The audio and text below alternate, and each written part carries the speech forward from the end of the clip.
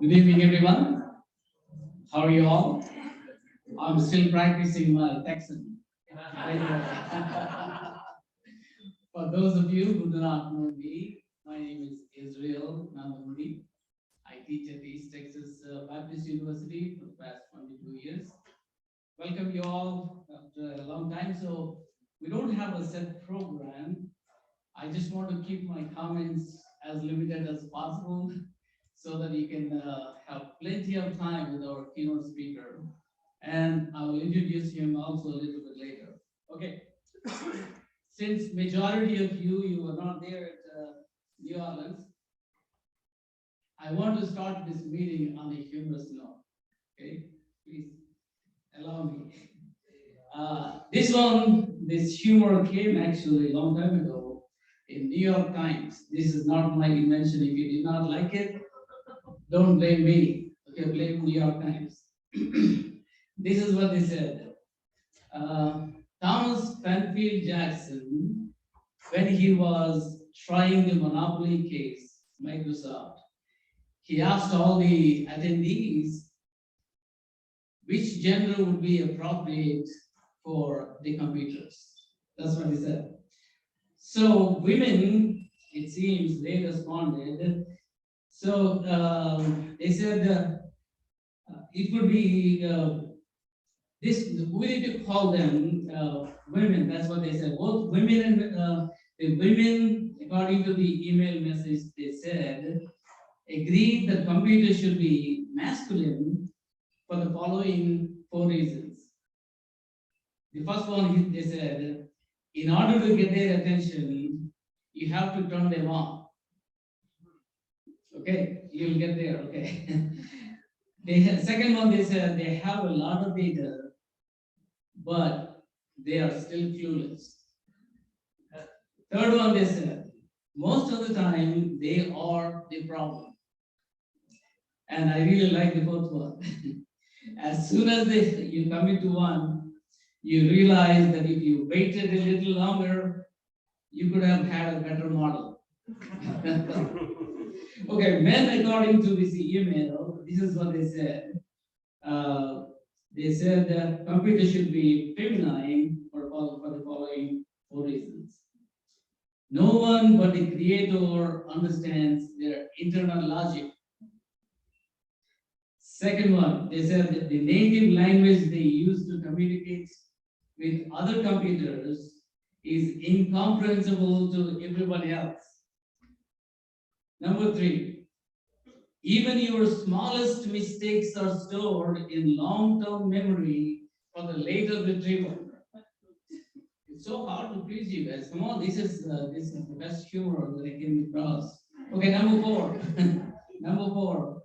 As soon as you make a commitment to one, you find yourself spending half of your paycheck on accessories. So just want to cheer you up because you're going to hear some heavy stuff for this evening. So first and foremost, we do have some student travel grants to deliver. I would like to invite our Vice President, Steve Sibal, to come here and then read those names, and then we will give those certificates.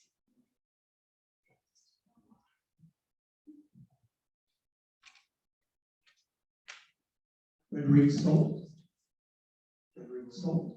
No.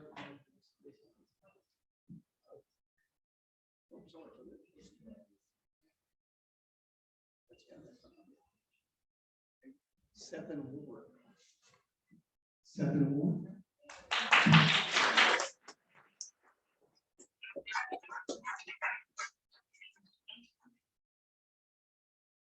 Congratulations. Hang on a second. Back up here.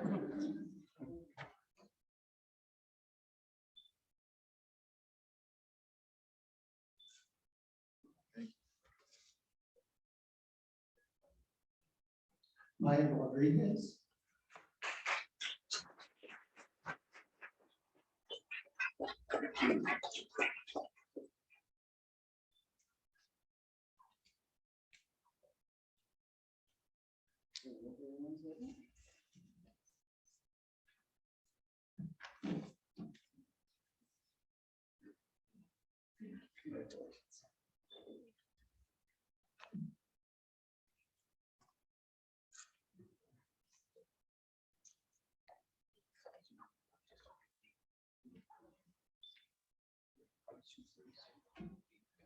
Amy Howard.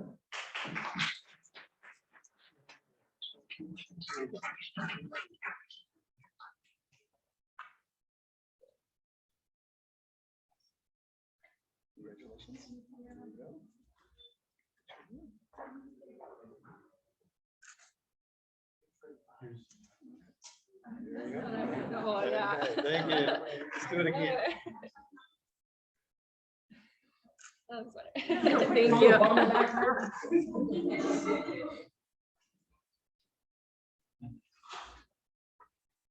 Alonso Rita Mendez.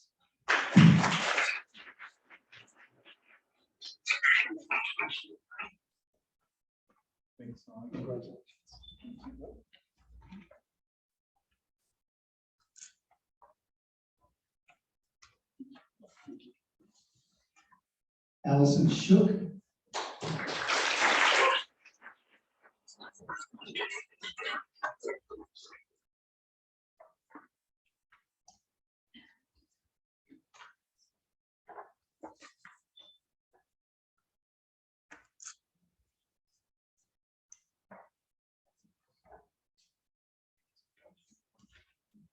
Camille Gilmore.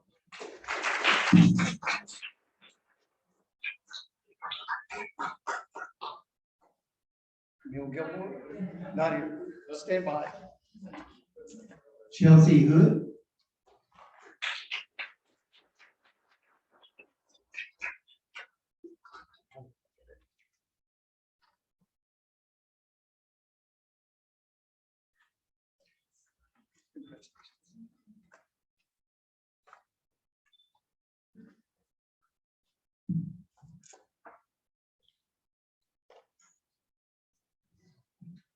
Daniela Juarez.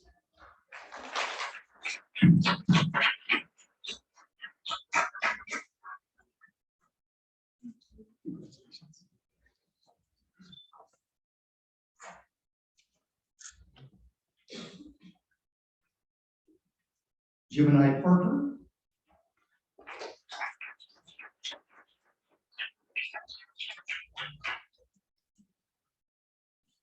Deepak Banjade. And I'll make up that.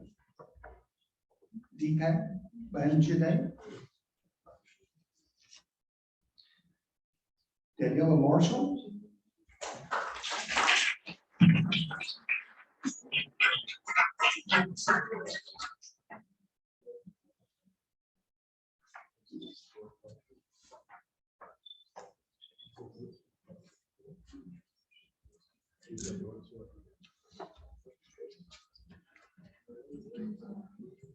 Jason Petraeus.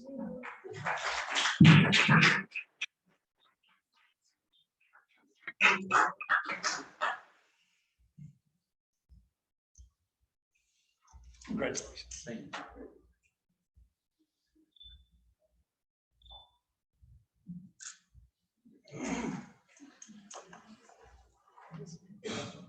Kaylee Goodspeed.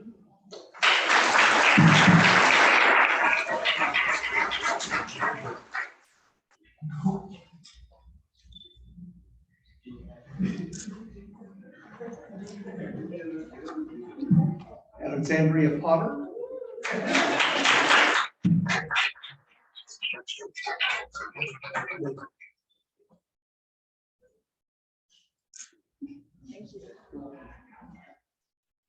Amanda McGowan. Amanda McGowan. Noah Leo.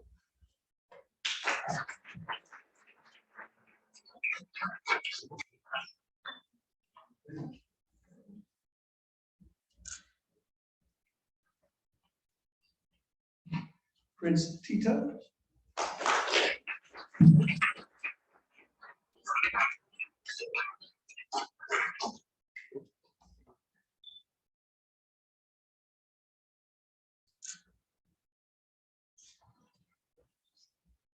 Peggy Karras.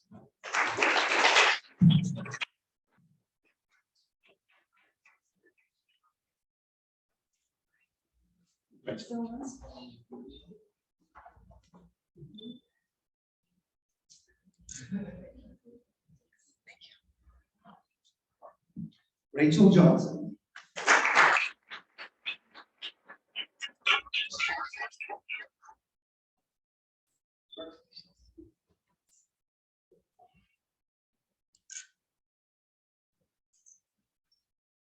Ralph Bray.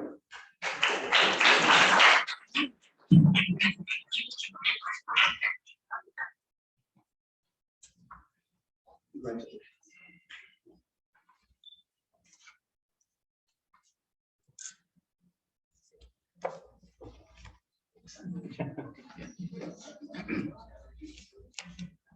We need to give two more very, very important awards. These are Dr. Lineberry Award. It goes to two individuals. One is Courtney R. Trash, that's the first name, and the second one is Tara D. Warner. And their article, a matter of a degree, fear, anxiety, and protective gun ownership in the United States. So they got this award. Do we have anybody who received this award? So we'll take care of them later then. And then one more award to give. It is Charles Bonan Award. This goes to Frederick Solt, S-O-L-T. So definitely we will inform them. Maybe they're not here. The article is Measuring Income Inequality Across Countries and Over Time, the Standardized World Income Inequality Database. So I know they are not here, but let's go ahead and give them a big round of applause.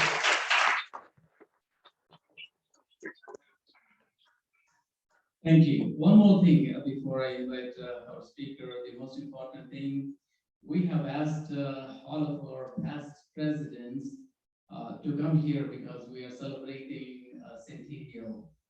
Can you believe that? We have finished more than 100 years of our SSSA existence.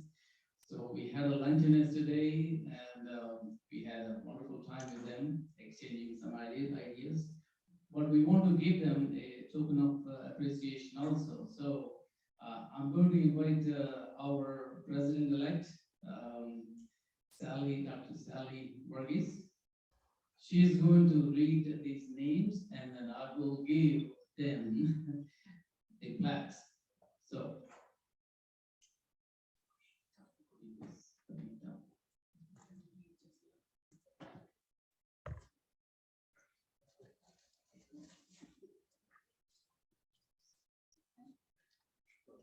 I hope I'm not going to murder anybody's name.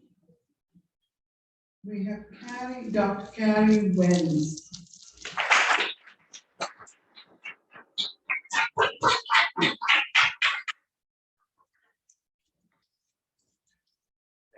Thank you so much.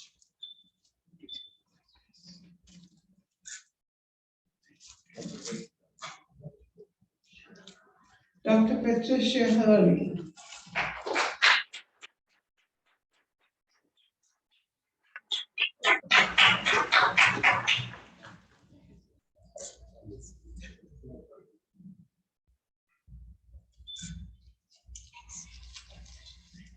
Dr. Dudley Poston.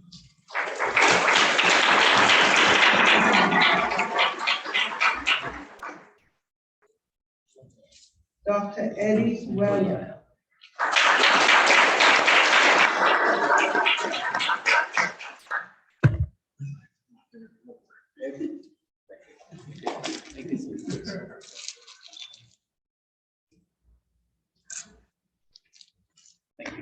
Dr. Tahani Nagar.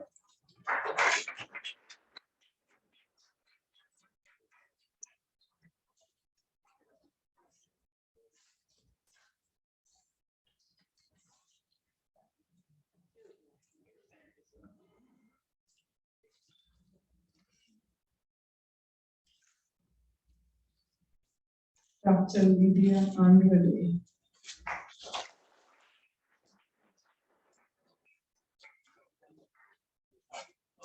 Dr. Hal Bass.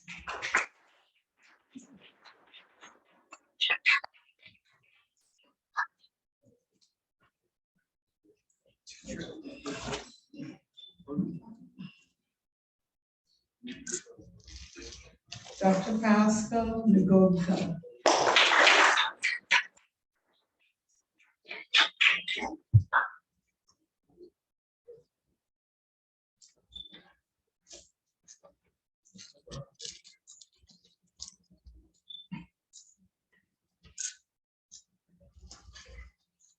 Dr. Rogelio Sands.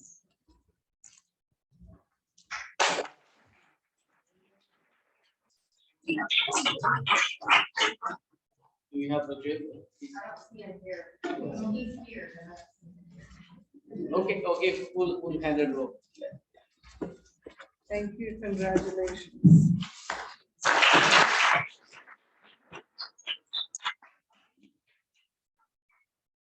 Thank you so much.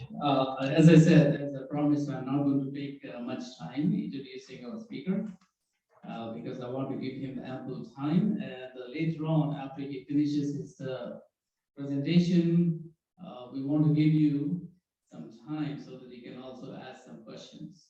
Please do so. Dr. Thomas Weston is Claudius O. Johnson Distinguished Professor in Political Science in Washington State University. And he got his master's from University of Essex, United Kingdom, and PhD from Ohio State University. The Ohio, there you go. Exactly. Thank you for correcting me because it can be a lot of things, right? So the Ohio State University, Buckeyes, I should say, right? And then he has been working there at WSU since 1994, and he got so many awards. If I list all of them, it will take away at least a half an hour or so. I'm going to contain myself.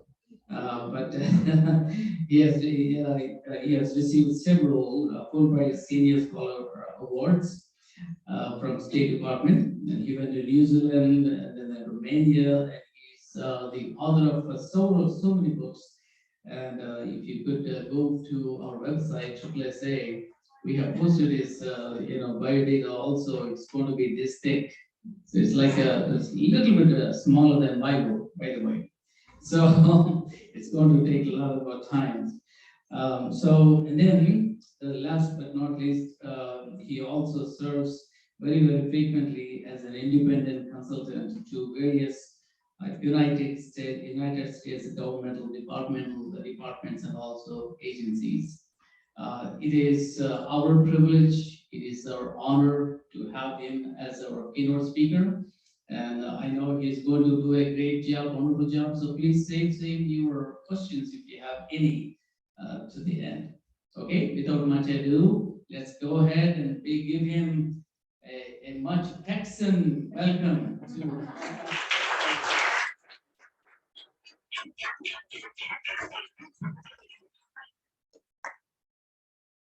Well, thank you.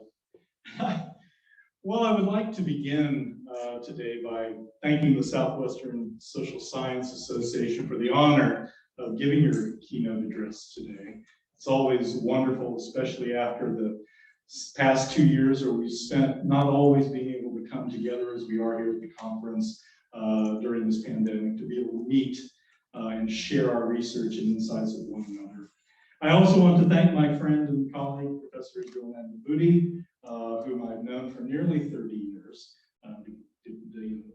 betraying our ages, perhaps. First as one of my very first graduate students, and now as your association's president. So as always, it's a pleasure to see you again.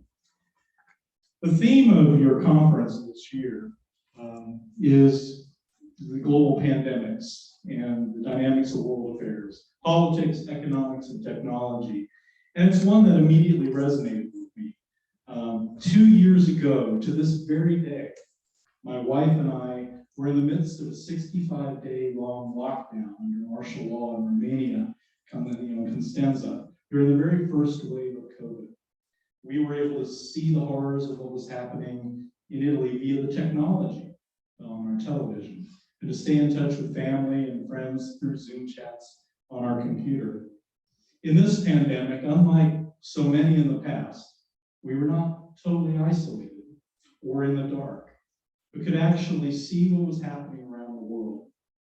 But in truth, as I'm sure many of you experienced as well, we were still very much in the dark about what was happening, what we should do now, how long this would last, and what this new disease was going to do next.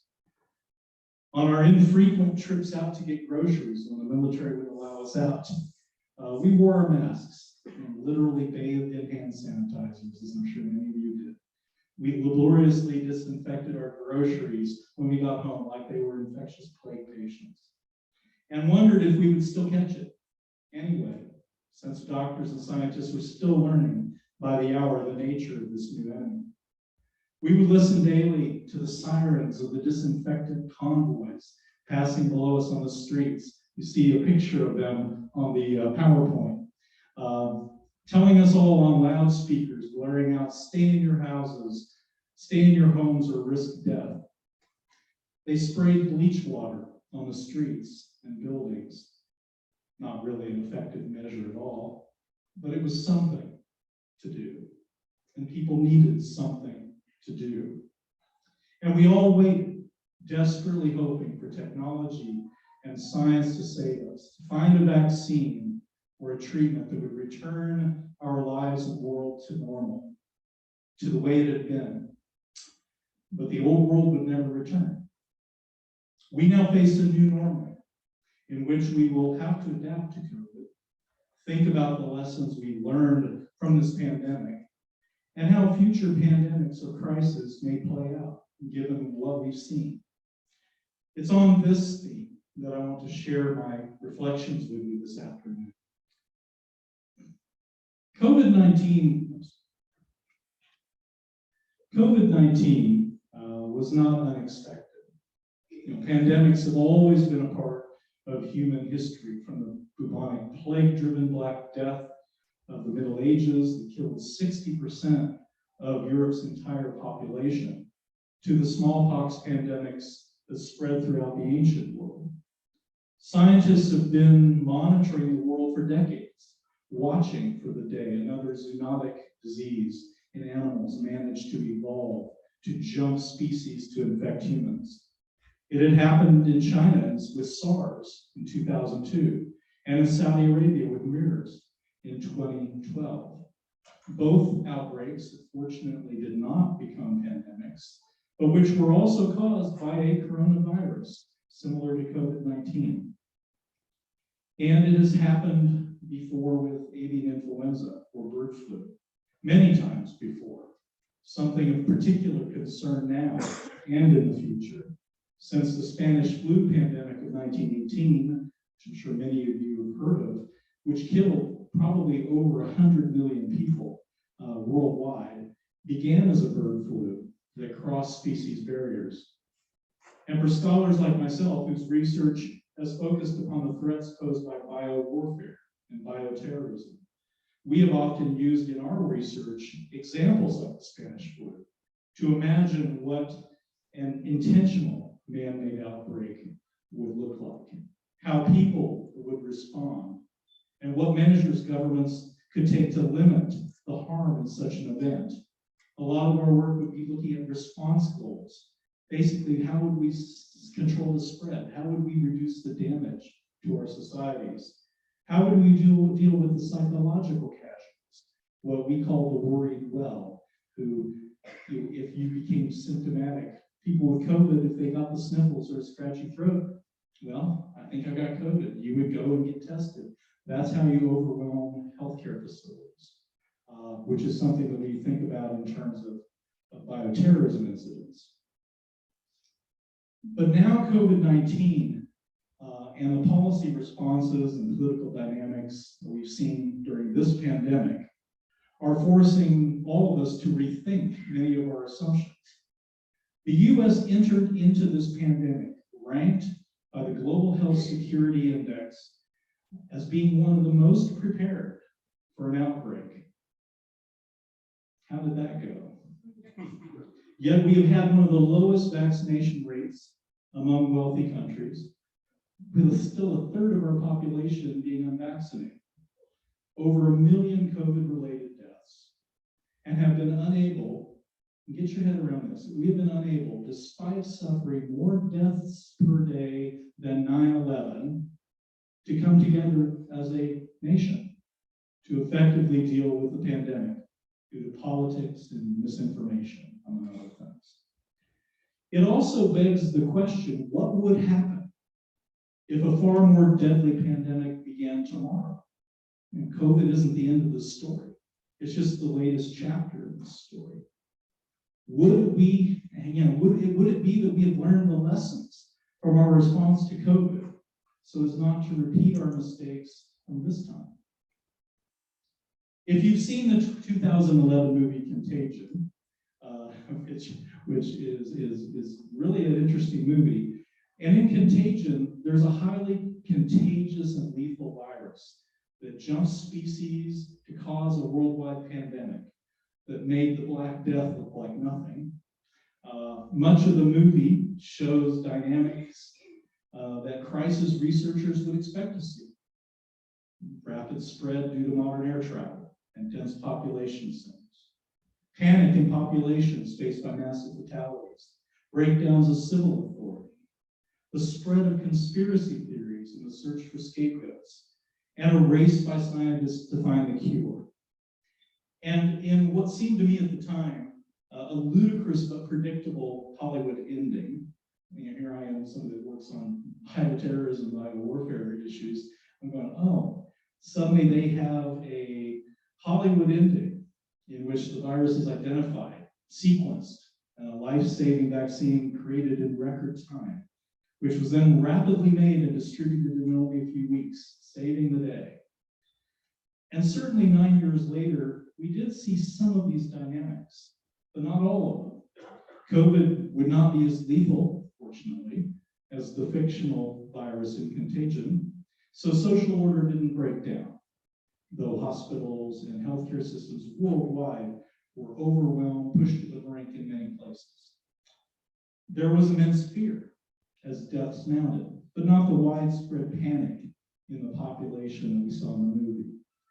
We did see the rapid spread of COVID due to modern air travel, with the disease outrunning efforts by countries to put into place travel bans to keep it out. COVID was so contagious and stealthy that it spread before countries could quarantine themselves off from it. And new variants often had spread across multiple continents, even as they were first being identified in a given country. This is something we would also expect to see in future pandemics as well, certainly in our modern globalized age. And we certainly saw fear and uncertainty about the unknown driving people to look for simplistic answers in the form of conspiracy theories, a search for scapegoats ranging from China to immigrants, and opportunistic populist politicians taking advantage of the situation to channel the spirit of political support for themselves. By promoting anti-mask, anti-vax, anti-lockdown, or basically anti-any modern healthcare measure, the scientific community knows actually works to control outbreaks of infectious disease. Along the way, we heard calls to ignore and distrust all experts, and saw the medical advice that doctors ignored in favor of taking corticosteroids or hydroxychloroquine or UV light or bleach to prevent or treat COVID instead. Indeed, the crisis management and healthcare response to COVID was politicized to an extent we've never seen before during a pandemic-driven public healthcare crisis. And this was true not only in the US, but around the world. There were anti-mask movements during the 1918 Spanish flu, but these were never linked to political party membership. And there was often resistance to quarantines or vaccination measures to control smallpox epidemics during the 19th and 20th centuries. But these also lacked the politicized elements we've seen with COVID. In the face of a more lethal future virus, and this is the concern that I have, the consequences of repeating these political dynamics would be truly frightening. Think about, in many cases, because of politics, laws being passed to limit healthcare authorities from passing certain sorts of rules or putting into place quarantines or whatever. Will this eventually handcuff future policymakers who might have to be dealing with something far more dangerous than COVID-19? And most importantly, in the movie, in reality, we did see an improbable rescue performed by the scientific community, which sequenced the COVID virus genome within weeks and then developed several effective vaccines against the virus in less than a year. So as a result, even as new and even more contagious variants arose, governments could undertake mass vaccination efforts to try to contain the virus. The improbable Hollywood ending became fact. Of course, for conspiracists or for the general public who aren't aware of the true process by which these vaccines appeared, there was deep suspicions about how fast they had arrived. And in the past, it is true that vaccine development generally took 10 to 15 years on average. With the last big mass vaccine for mumps, that was the fastest developed in 1967 at 4 years. But science has changed this old equation for the current pandemic and hopefully for future ones as well. In reality, the speed with which the COVID vaccine appeared in under a year was only because of the enormous research which had been done over the preceding decades in the scientific community. For example, developing advanced genomic sequencing techniques, previous work using the sequencing to develop vaccines for coronaviruses like SARS and MERS, and through breakthroughs in mRNA technology, resulting in the first Ebola virus vaccine, which produced 7 different vaccines in just over a year in 2014 in response to a raging outbreak in Africa. The COVID vaccine did not just miraculously appear in under a year. It appeared standing upon the shoulders of all the previous research over the past decade that led to the breakthroughs that allowed its rapid development. This, along with an unprecedented level of international cooperation among the scientific community who shared research and worked towards a vaccine. So though the global cost in lives lost has been enormous, vaccines in modern medicine have so far prevented a repeat of the carnage inflicted by the Spanish flu. Still, the costs of this current pandemic have been enormous. The global recession caused by the pandemic has been the deepest since the end of World War II, with the world economy contracting 3.5% in 2020, which is, if you add it all together, a 7% loss relative to the 3.4% growth that had been forecast back in 2019 before the pandemic began. This economic shock is expected to be long-lasting, with world GDP in 2024 being 3% below the non-COVID scenario and 5% below for low-income countries. And we have seen concerns about the economic costs of lockdowns and quarantines on national and state economies, driving many politicians to resist such measures or end them before it was safe to do so, fueling further waves of disease. This is very likely a dynamic we will see in future pandemics. And you certainly, if you look around the world, you see a political fatigue in Europe, in the US, in other places too, taking some of these measures. China is one of the few countries that is still very actively really trying to insist upon zero transmission, locking down cities, etc. Now, it may sound strange to you for me to suggest that we've been lucky with COVID. But compared to our previous experience with the 1918 Spanish flu, or to a potential future bird flu, this has been the case. And a big reason for us to learn from this experience to prepare for the next pandemic. We've been lucky this time. Did it work? It went the wrong way. Hey, be my backstop, people. I appreciate it. appreciate it. The Spanish flu killed 100 million people worldwide, and over 675,000 people in the US. But get this, 2/3 of all those deaths took place in only a 24-week period. And half of those deaths occurred between mid-September and early December of 1918. It also impacted the 15 to 45-year-old age group the worst, unlike COVID, which struck the 65-plus population hardest. It came in multiple waves, just like COVID, with a milder version coming first in the spring of 1918, followed by the deadly fall outbreak. There would continue to be further waves of the Spanish flu through into the 1920s.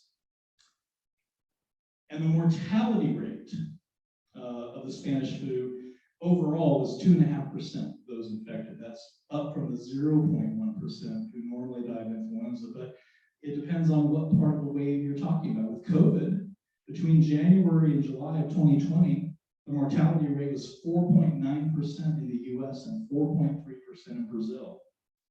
Bird flu, if you want some comparison, why I keep talking about the dangers of maybe a future bird flu or some other zoonotic outbreak, bird flu might have a 60% or higher mortality rate.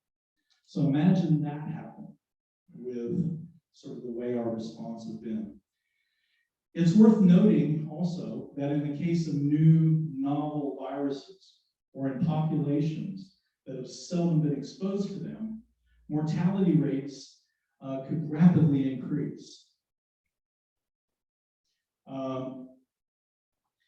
And specifically because they've never been exposed. I mean, for example, smallpox and measles epidemics in the, completely wiped out many Native American tribes, first exposed to them in the 16th and 17th centuries, so-called virgin epidemics. Populations that had rarely been exposed even to influenza viruses, like Eskimos, Native Americans, Africans, etc., also had far higher death tolls. The mortality rates were as high as 85% from the Spanish flu in some Eskimo villages. In India, the Caucasian British troops had a 9.6 mortality rate compared to 22% among the Indian troops in 1918. Again, we have been fortunate that the novel COVID-19 virus did not have a similar impact, but this is a concern that we will have something more deadly arise in the future. Certainly, whether it be man-made, things that I look into in terms of bioterrorism, or whether it be just a natural zoonotic-based jump species. In 2022, unlike 1918, we have vaccines, better masks, modern medical facilities, and a more complete understanding of viruses and how they work that has effectively lowered this death toll. In the US, as of April 2022, and across the world, there's been 498 million reported cases with 6.18 million deaths worldwide, including 985,000 reported in the US out of over some 80 million reported cases. But whether in the US or overseas, the economic, social, and health costs of COVID have hit the poorest, least economically advantaged countries or communities within them the hardest. I mean, in the United States, minority communities, African American communities, Native American communities have suffered the worst from COVID because they have less access to healthcare. That is true in the global South, in less developed countries. In high and upper middle income countries, 80% of the population have received at least one vaccine dose, compared to only 15% in low income countries. More than 11.2 billion doses of vaccine have been administered globally. It's the largest vaccination campaign in history. Yet the poorest regions of the world are left with little. For example, by January of 2022, Portugal had fully vaccinated 89% of its population, but Mali in Africa had vaccinated only 2.8%. Wealthy countries hoarded their vaccines. Much of Africa and other places had very little, limited access.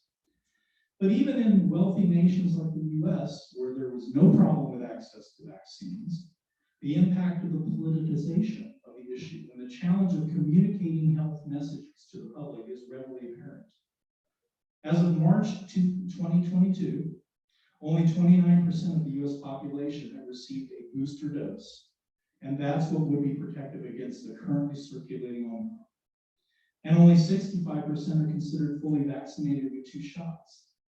This leaves fully 35%, more than a third of the US population totally unvaccinated. And this is far below, even if the vaccine totally prevented infection, this is far below the levels needed for herd immunity to further extinguish future COVID waves. So it now seems to require current vaccination efforts coupled with kind of Darwinian infection of the unvaccinated to get the numbers up. But unfortunately, given the rise of new variants, which evade some of this immunity from past infection, even from vaccination, getting to this level is still a huge hurdle, made even worse by the inequitable distribution of vaccines around the world, which make the rise of new variants then that we have to deal with after that even more likely or probable. Okay, so have we learned our lessons from COVID-19? Well, consider a few of these points. The Global Health Security Index, which I mentioned before, in 2021, last year, rated the world's 195 countries as quote unquote dangerously unprepared to deal with future epidemic and pandemic threats. Dangerously unprepared after what we have gone through after 2 years. If that hasn't underlined as something for policymakers. The average score for individual countries came in at 38.9 out of 100, which is almost the identical score that countries had in 2019 before the pandemic began.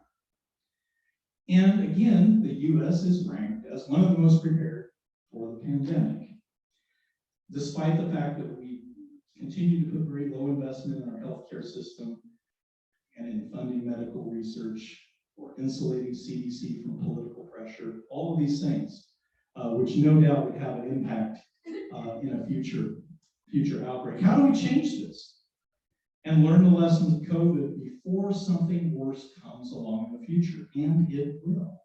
It's not a question of if, it's only a matter of when something else comes up.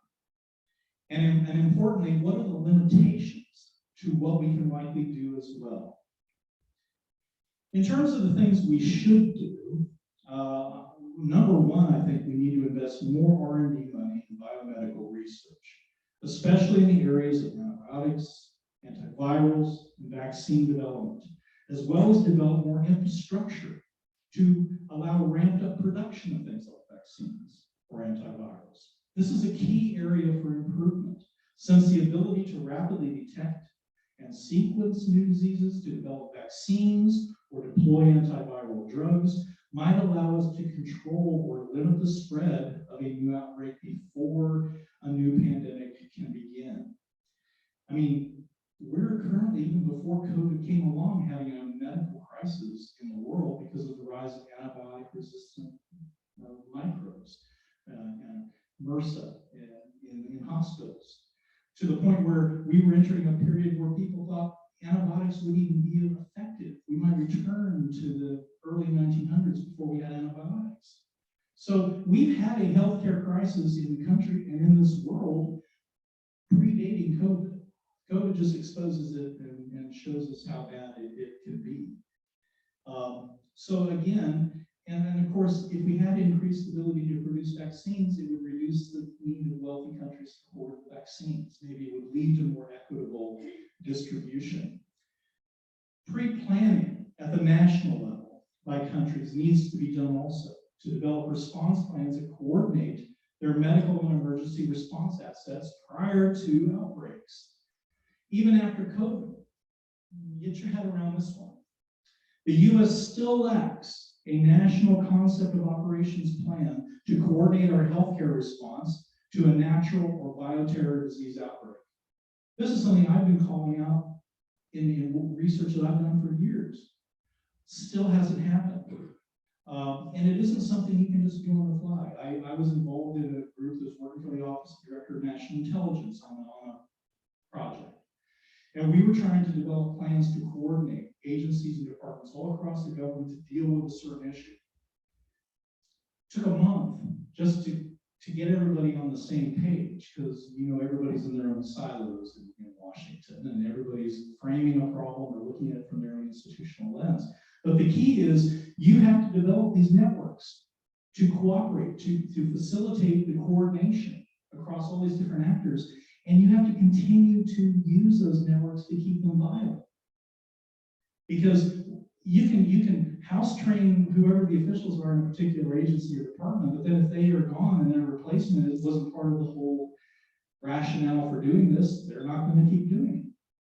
So these are things that are really important, and it's so critical because time is of essence. And when you're trying to respond to an outbreak like this, if you can't get that coordination going fast and bring the resources to bear, it doesn't matter whether it's a bioterrorism incident or whether it's a naturally occurring outbreak, you're going to have serious problems. We certainly need to facilitate developing a very nonpartisan, coordinated medical authority to improve the communication of accurate medical information to the public also, which is something most crisis managers would always argue is of critical importance. I mean, I've worked in crisis management for 20 odd years, and communication to the public during a crisis is one of the key things to reduce panic, to instill confidence.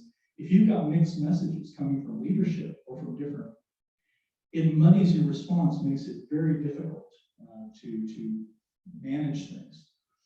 In a previous book I wrote, From Lambs to Lions, where I look at biowarfare, bioterrorism possibilities, I wrote about the need, and this is well over 10 years ago, the need for preparing for an incident. I suggested creating national rapid response mobile ICUs that could be used to augment. I mean, a city normally the size of Baltimore or Seattle would normally have 30 to 40 bed ICU capacity. That's the normal size. Well, we've discovered during COVID how important those ICU beds are. Now, I was proposing these mobile ICUs because from a bioterror standpoint, if you release anthrax and you have a mass release of anthrax in a city, if you don't have the ICUs, those people don't live, basically.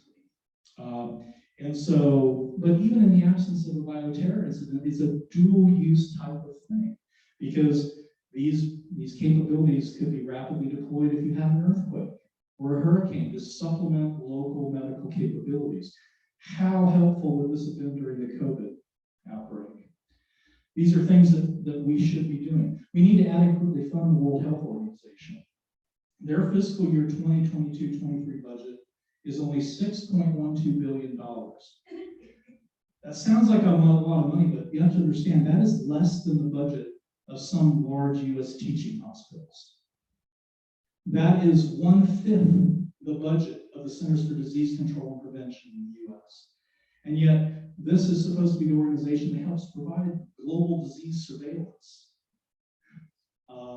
Clearly not enough resources for them to do this job. And when you add in the fact that WHO basically controls less than 20% of that budget, because much of the donations that make up that $6 billion are directed towards the donors' pet projects.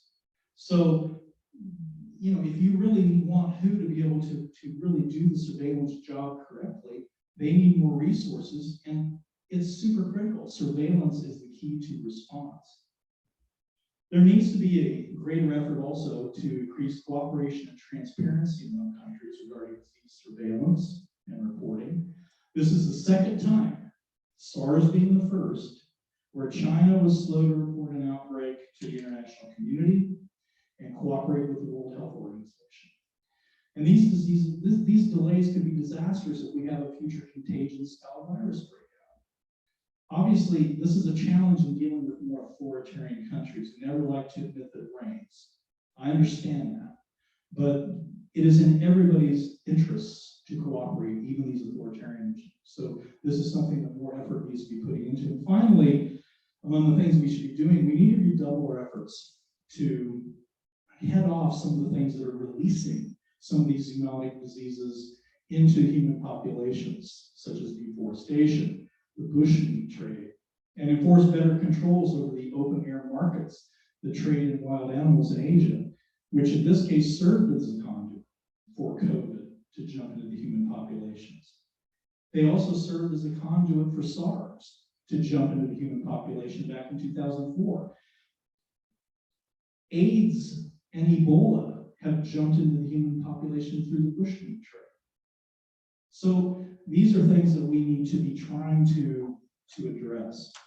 Unfortunately, our experience with COVID also shines a light on some areas where we will continue to face some difficulties in doing future responses. Firstly, we need to recognize that, I've been talking a lot about how technology can be a solution, helpful for us. But we need to also be very clear-eyed about the reality that technology was a double-edged sword this time around, wasn't it? Both facilitating and harming our response efforts to COVID. Obviously, medical technology allowed us to sequence and develop the vaccines in record time, produce the vaccines. Here, technology was the facilitator. But the technology of social media also greatly harmed the effectiveness of our response because it allowed avenues for skeptics and conspiracy theorists and unscrupulous politicians to spread disinformation and distortions about COVID itself. Is it really real? Does it exist? About public health countermeasures, vaccines, masks, social distancing, whatever, are they effective?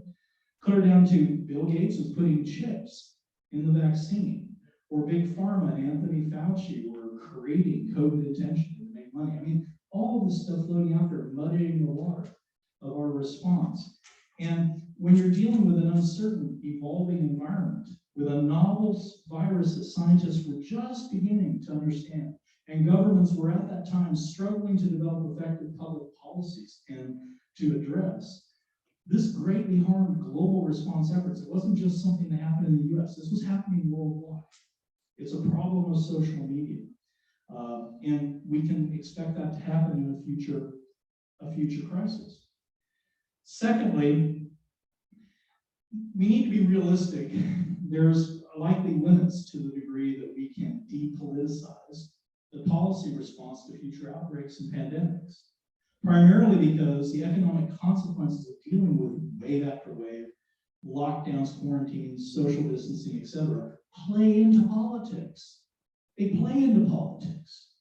By harming the economy and businesses, by threatening the financial stability of the population through job losses or interruptions, they provide natural fodder for populist politicians. So, while you've got China still trying to do these lockdowns, it really is hard to imagine there's a willingness in many countries, even if we have another really bad variant break out, that they would be willing to do some of the things that we did earlier on in this pandemic, either now or in the future. I mean, I worry, just as a political scientist, I'm a born pessimist, I guess, but will this COVID experience create a hesitancy in politicians, and let's say not a COVID, but something else comes out in the next few years? Will there be a reluctance to do lockdowns and things when they really need to be done? I mean, understand that lockdowns and quarantines can be one of the most effective means of stopping epidemics from exploding. The only reason SARS did not become a pandemic back in 2004 was because of quarantines and lockdowns. But it was done quickly before it got out of hand. Early containment is critical to halting the spread of something like this. This is a challenge for us, particularly in the age of transportation with globalization, how viruses can spread so fast. It's another reason that we need to really support WHO with its surveillance efforts. And finally, we have the problem of getting governments to make policies based upon evolving, incomplete information in the face of a new novel threat, especially when prevention or control efforts are economically, politically, or socially costly. Warnings by medical authorities are often dismissed because scientific evidence is still being gathered and lacks total specificity.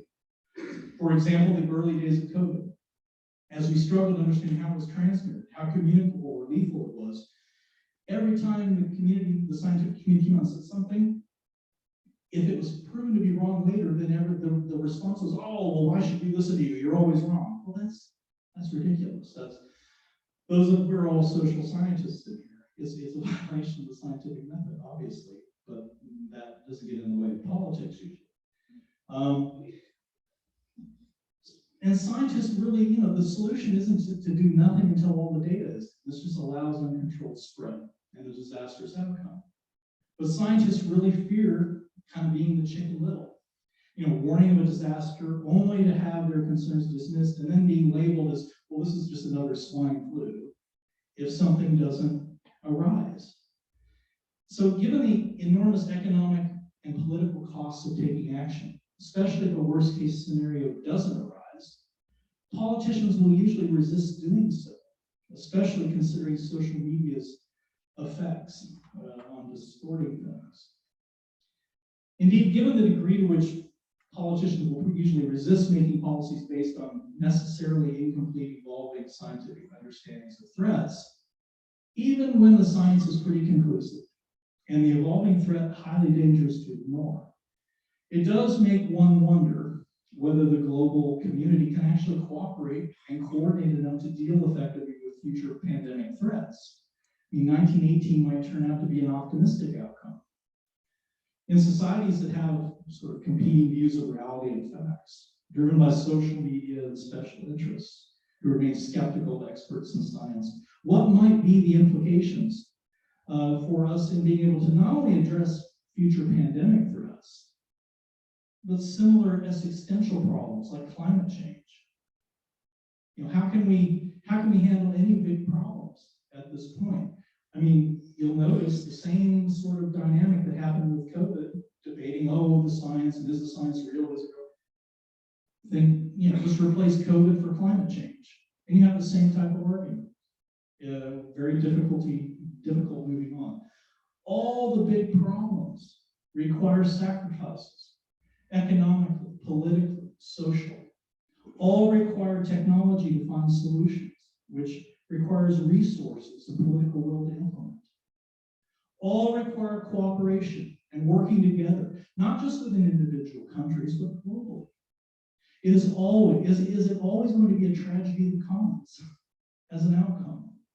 Or can we collectively rise to the occasion? Let me leave you with something I find myself reflecting upon increasingly, especially after watching the world through COVID the past 2 years. Now, you've probably discovered I'm a massive Star Trek fan. I often wonder what a spacefaring civilization 100 years from now would find on Earth if they encountered our Voyager 1 probe, traced its flight back to us, and entered into orbit with their starship to observe and study us. Like this conference, they would have anthropologists, sociologists, economists, psychologists, political scientists, and others, many other specialties looking down at our planet. Would they find that we have finally evolved past our petty political and economic differences, cooperated globally to deal with the challenges posed by future pandemics and climate change, yet seems still curiously fascinated with sending strange furry cat memes on a planetary social media the Earthlings call Facebook? Or would they arrive to find us gone and just study the dusty records left behind in our libraries and in the data left behind on our computer systems? That these humans actually possess the science and technology to recognize the threats posed by disease and climate change, but could never rise past their species' short-term thinking, divisive politics, myriad religions, and a lack of willingness to make hard economic choices to actually fix problems. That their technology, whether it's the WMDs of nuclear weapons or social media, had led to their downfall. My hope would be that Spock would see us still thriving through his scanners, that they would study us for a time and mark us down as a promising civilization to one day make first contact with. After all, to be a Star Trek fan is to be an eternal optimist about the future of humanity. Thank you. Okay,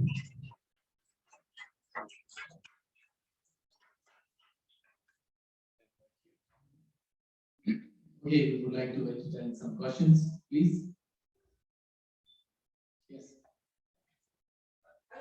What role do we as academics have in your mind in creating this second hopeful scenario? Well, I think we have to be a force for providing information, a source for, in the hard sciences, a source for providing some of the technologies that can solve some of these problems.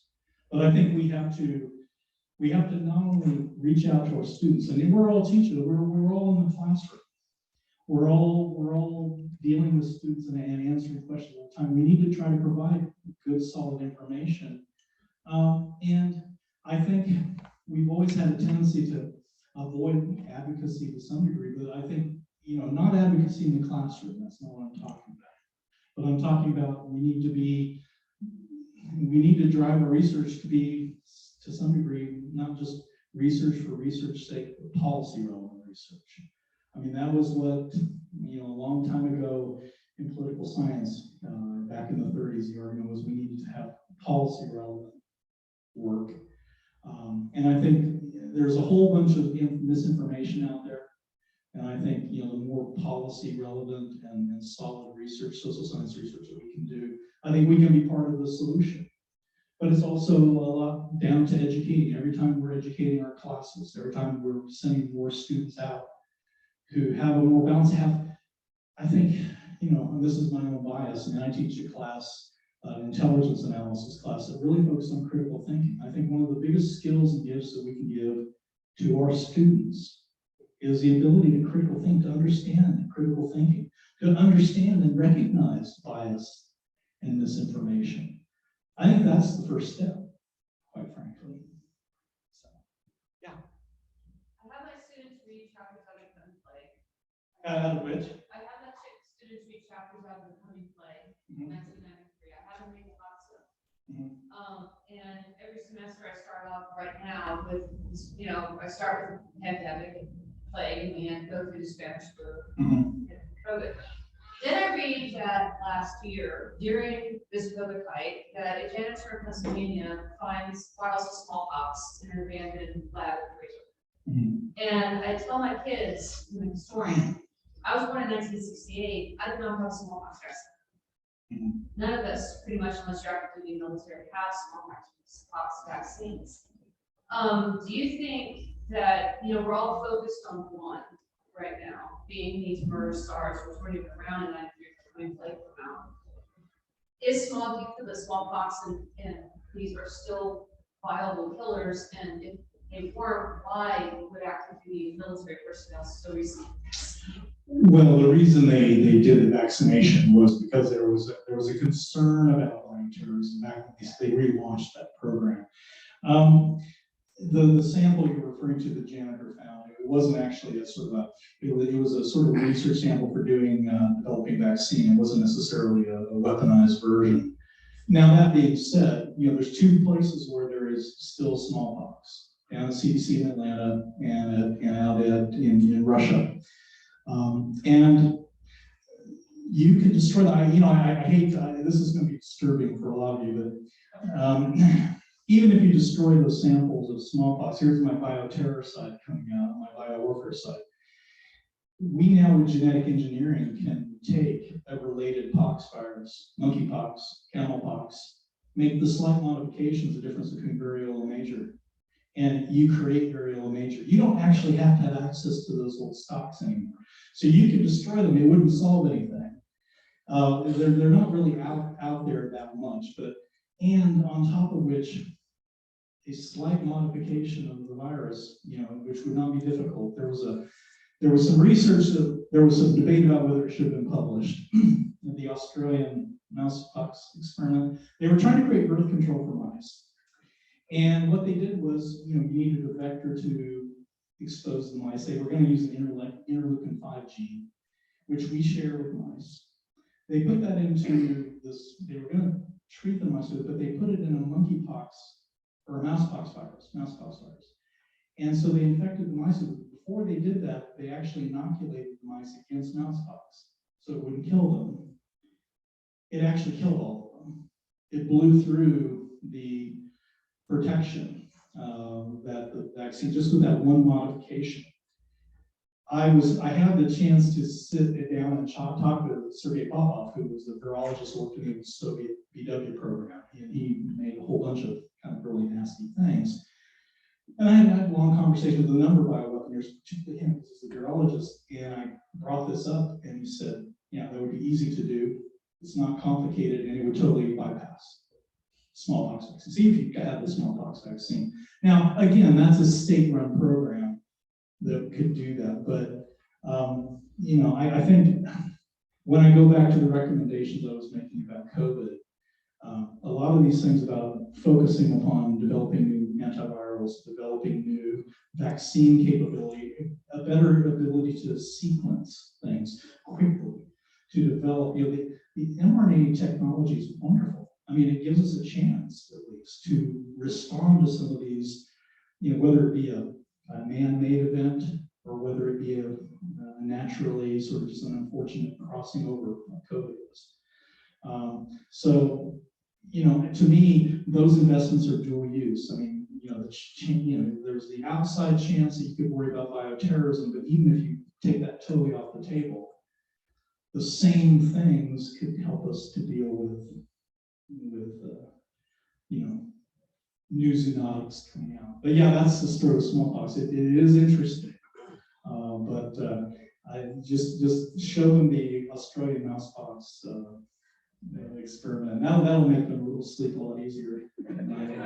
People don't usually like to have you talk before they go to dinner. People talking about terrorism stuff. Yeah. How do we get people to care? We all know that critical thinking is important, but how do we get people to focus like able, give a damn about others? They're not just going to create Cambridge Analytica with their critical thinking and their analytical skills. Yeah, well, I mean, I'm not suggesting that. I mean, I'd be getting a lot more pay if I could give you the silver bullet for that. I think that there's always going to be a tension between, and it's true. It's not just in this area. It's true in policy that we tend to have this tug of war between short-term and long-term focus, and you see this whether it be environmental issues where we have short-term as human jobs and profits or whatever. Well, the long term is overall health and preserving an ecosystem or whatever. At one point, you could be a buffalo hunter, right? Eventually, you'll run out of buffalo. It's almost like the Lorax. If you remember the Lorax, the Dr. Seuss. So I think there's always going to be that tension between short and long term. That's politics. I guess that's being a political scientist. I think everything goes back to politics, right? But I think a lot of it is critical thinking, and I think people generally are good. I think people, if they understand the facts and can really parse away a lot of the clutter around it, I think generally people want to make the right decisions, and if you can communicate to them that this really is in their interests long term. But again, I wish I actually had the roadmap because I'd love to fix the problem, but I don't. But that's where I would think that would go. Yeah. I'm a little concerned about your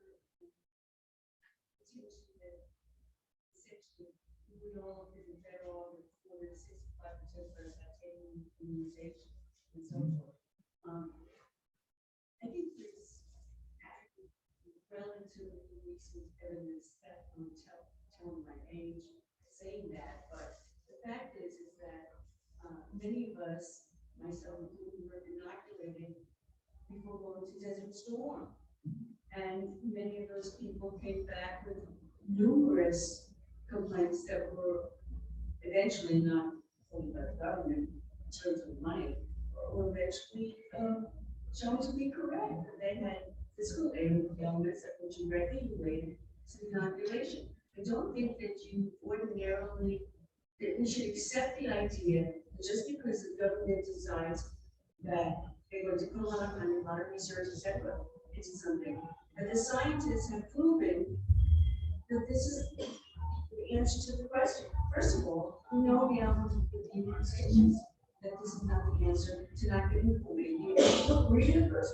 Well, the thing is with the government thing you're talking about with the Desert Storm, there isn't really any evidence that directly links the vaccines to the things. Now, what people aren't as aware of is that now I've done a lot of work on chemical weapons. A lot of the burn, well, as you will know, not just the burn pits, but some of the chemical weapons and things that were destroyed during Desert Storm, the symptomology that people were coming back from, and it was something that I was pointing out even at the time, were almost identical to the symptomology of people who were working in the gas factories and creating mustard gas, nerve agents, things of that nature during the First World War. And so if you actually look at a lot of the records, the medical records of those sorts of neurological problems and a lot of those things like that, the instant I saw that, and you're looking at it, I'm thinking, my suspicion is that there's a connection to that driving it. Just remember, correlation does not equal causation. So just because, vaccines are doing that doesn't necessarily mean that something else, you can't just say just because there's a correlation, because that isn't social science. But, I think there is a lot of evidence to support that the immunizations are helpful, that they reduce fatalities, they reduce morbidity. And it's a personal choice whether somebody takes it or not. But I'm much happier in a world without smallpox, without polio, things like that, because of vaccinations. So yeah. I'm curious about how academics can productively facilitate discussions about bioterrorism, considering that discussions about bioterrorism can develop into conspiracy theories and xenophobia. Do you have any suggestions about how to walk that line? Because I've heard that people that are aware of what bioterrorism is, but then at least you can like anti-China and stuff. Yeah, my temptation is deeply to say, you should get my book. From Lambs to Lions, it's available to all your booksellers. No, I think it's, and if you're really interested, I'm happy to give you my card afterwards and send you a lot of the information that I use, because I teach this to my security students. But yeah, I think the key is providing really balanced, objective analysis. Because there's conspiracy stuff and there's nonsense out there, and you don't want them doing the research on the internet. That's like doing research on Wikipedia half the time. But with bioterrorism, there isn't a huge literature. A lot of the literature, kind of, particularly some of the stuff that comes out of the government side, is more trying to organize response things or doing that sort of thing. There's not a lot of times a realistic discussion of, well, biological warfare for one, very little. That is one of the things that, all joking aside, that is one of the things that I did in the Lambs to Lions book, really talk about that. But the bioterrorism side, I think, is more being realistic about the threat. It isn't something easy to do, and it isn't something that somebody's just going to be able to, the whole sort of thing that people could go and do it in their garage or something. That's ridiculous. However, there are certainly state actors or others who could do something on sort of a smaller scale, whether it be the bio side, which has happened before, even on the nerve side. We've seen Putin eliminate opponents or try to kill Navalny recently using nerve agent in underwear and things like that. But so I think the key is to provide good information, but also to kind of say, look, this isn't something that's immediately going to happen, but the threat could be quite serious. Let me give you one example, and it's one that, for a lot of nightmare scenarios of bioterrorism, you would need more developed agents, maybe a powder anthrax or maybe something a little more serious. Not like Shinrikyo in Tokyo when they were spraying liquid anthrax off the building. But when they had $1 billion budget, they had access to a lot of technicians. But what they did was they got a veterinary strain of anthrax. So if anything, they were vaccinating people against anthrax. They weren't, had they actually had real anthrax, 9/11 would pale in comparison. It was kind of, I was talking to Ken Albeck one time, and Albeck developed the main anthrax bioweapon for the Soviet arsenal. And you know, we were talking about it, and Ken says, well, if I'd have been there, it'd have been different. If anybody with some real bioweapons experience had been there, it would have been a very different thing. No, I always tell people with regard to biowarfare or bioterrorism, knowledge is the weapon. It's not just because there's all sorts of things, but just with agriculture, you don't even need an elaborate delivery system. The U.S. agriculture is $1 trillion in the U.S. economy. You could smuggle in foot and mouth in neurons, you know, on a handkerchief or different things. You introduce that into silos or cattle grazing. I mean, a lot of our industry is centered in like 4 to 8 plants or different things. The FDA did a model, and they found that within the first week, I mean, you know, animals are contagious with foot and mouth probably a week before they show symptoms. They shown that if that was introduced, you could spread within a week or two to 26 states. I mean, one infected pig essentially wiped out the Taiwanese hog industry. So when you think about bioterrorism, I mean, all state programs have bio programs aimed at people, but also aimed at agriculture. Well, you know, bioterrorism, I mean, if you're trying to hurt the US, you can hurt them economically too. It doesn't have to just be people. Right? So, you know, I think a lot of times with bioterrorism, it's important to talk about realistic scenarios, but not, you know, not focus on the whole, you know, let's you know, talk about smallpox or something, you know, because they're not going to get a hold of that probably. State-run programs are different, but you know, but there's a whole lot of things that, you know, is be reasonable for us to be thinking about and trying to prepare for. And what I always say, and I've given a lot of talks to people and to government people about this issue.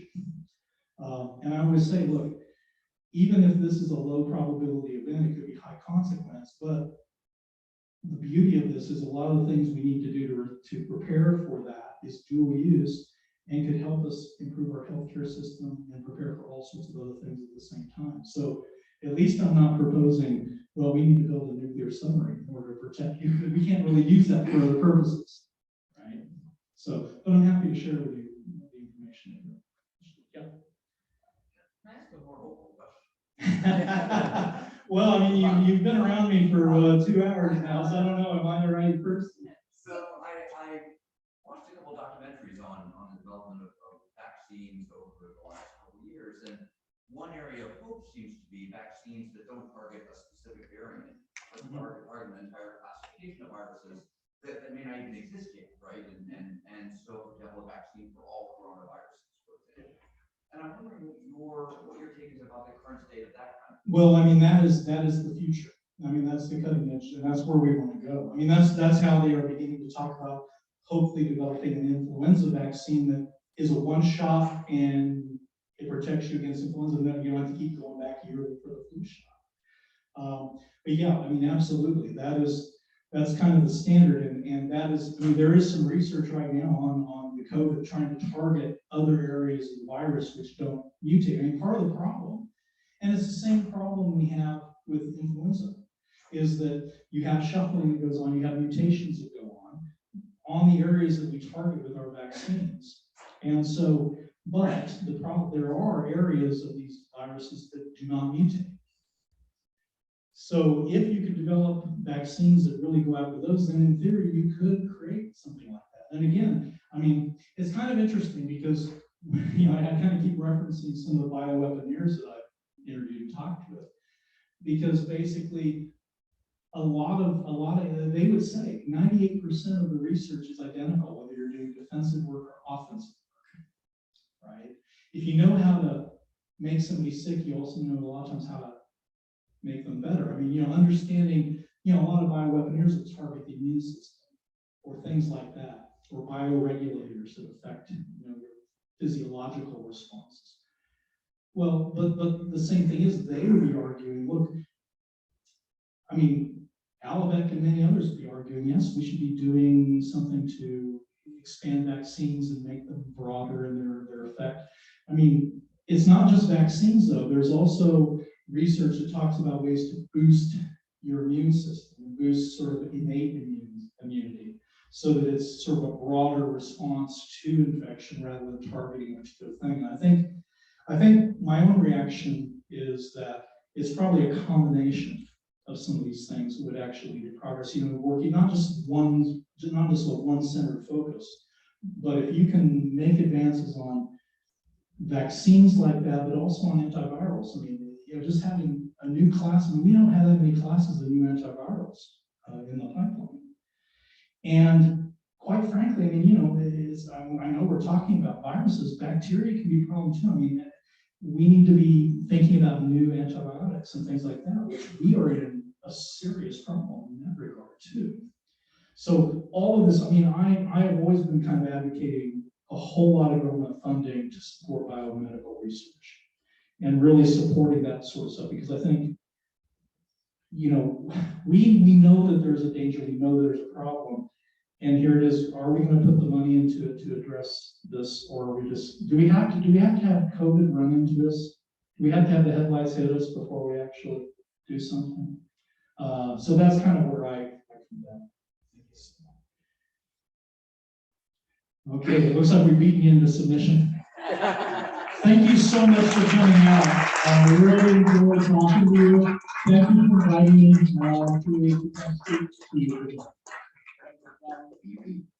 We are not done yet. Okay, I want to give you a couple of announcements.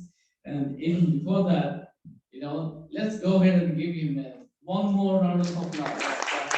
Thank you so much. You know what? He's not trying to sell his books or anything like that. But if you have any questions, I don't make much on the royalties.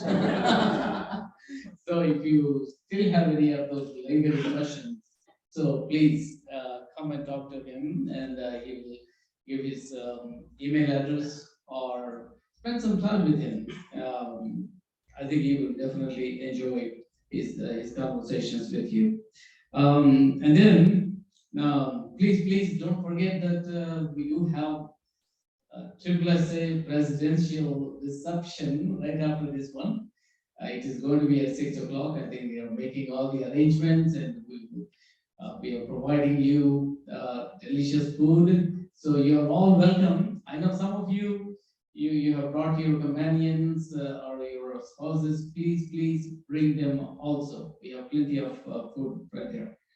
And then right after this, of course, we are going to celebrate our centennial, 100 years or so. We do have dance contest, and we do have DJ, and we have, until 10 o'clock. I mean, you can enjoy it. So please keep that in your mind.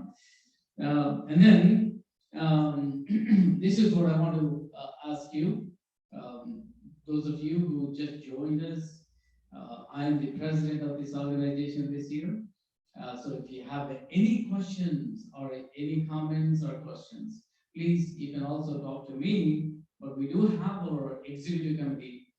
Tracy, I think most of you are familiar with her. And we do have our judge here, communications coordinator. So please, and then we have president and vice president. Talk to anybody, because we want to take this feedback and then make it better next time.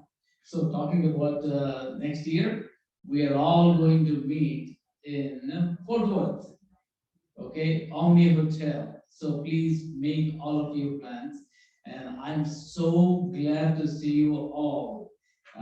So what a difference it makes, you know. So majority of you do have vaccines, and in fact, some of you got not one, 2 boosters.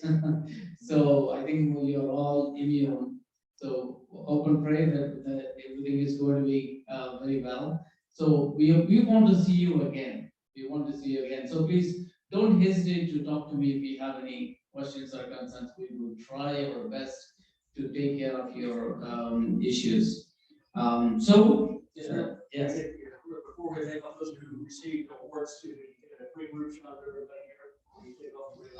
yes, I know. Unfortunately, some of you might have left. So those of you who got the awards, please come here. Jeff is going to take some pictures. So we want to put them on our website also. So once again, thank you so much for coming. And we will see you around.